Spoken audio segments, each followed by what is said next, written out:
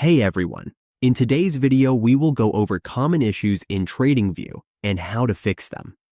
If our indicators, alerts, or charts aren't working properly, this guide will help us troubleshoot and get everything running smoothly again. If Tradingview is not working, common solutions include clearing our browser cache, updating the desktop app, and updating our mobile browser. For freezes or crashes, we should disable VPNs, check our internet connection, or reset the app to default settings. If data isn't updating, we should check if we have exceeded our subscription limit. First, we log into our account. We go to tradingview.com. Let's open our browser.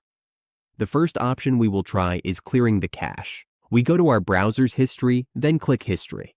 Here, we can see the option to delete browsing history. Click this one, and we can clear cache images and files. Delete that and check if the problem is fixed. If not, let's try the next option. The next option is updating the Tradingview app. To update the app, we go to our account. Let's use this as an example.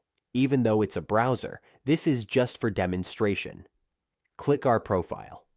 Under our profile, there is a service. Under Service, we can see Settings. Click Settings and we will see About. In About, we will see an Update button. Click that.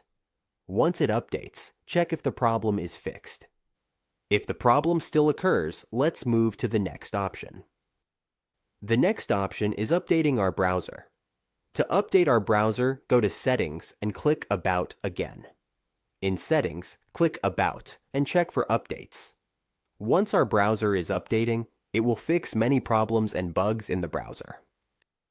After updating, we proceed to the next option. We check our internet connection. Go to the router or modem and refresh it by turning it off and on again. After that, our problem should now be fixed.